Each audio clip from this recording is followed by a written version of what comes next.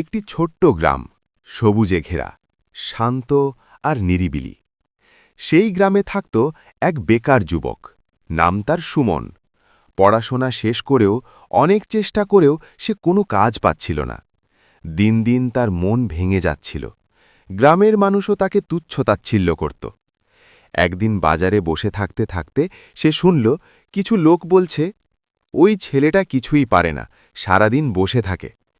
এই কথা তার হৃদয়ে গভীরভাবে আঘাত করল। সেদিন রাতে সে খুব কাঁদল, কিন্তু কান্নার মাঝে সে একটি সিদ্ধান্ত নিল। আমি মানুষের জন্য নয়, আল্লাহর জন্য বাঁচব। আল্লাহই আমার রিজিকদাতা। পরদিন থেকে সুমন নতুনভাবে জীবন শুরু করল। সে 5 ওয়াক্ত নামাজ নিয়মিত পড়তে লাগল, তাহাজ্জুদেও উঠতে শুরু করল। প্রতিদিন আল্লাহর কাছে দোয়া করত, হে আল্লাহ, আমাকে হালাল পথে রিজিক দান করুন। কাজ না পেলেও সে বসে থাকত না। গ্রামের মসজিদ পরিষ্কার করত, বৃদ্ধদের সাহায্য করত, ছোটদের কুরআন শেখাত।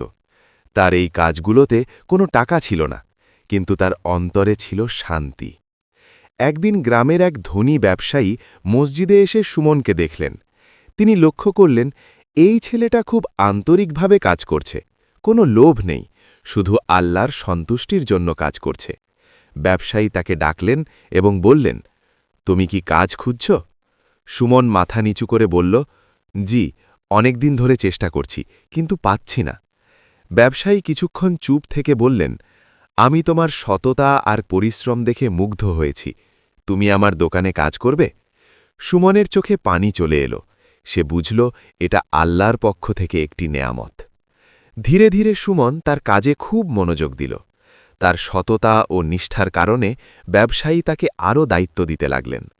কয়েক বছরের মধ্যেই সে নিজেই একটি ছোট ব্যবসা শুরু করল। যারা একসময় তাকে তুচ্ছ করত, তারা এখন তাকে সম্মান করতে লাগল। কিন্তু সুমন কখনো অহংকার করেনি। সে সব সময় বলত, এটা আমার যোগ্যতা না, এটা আল্লাহর দয়া।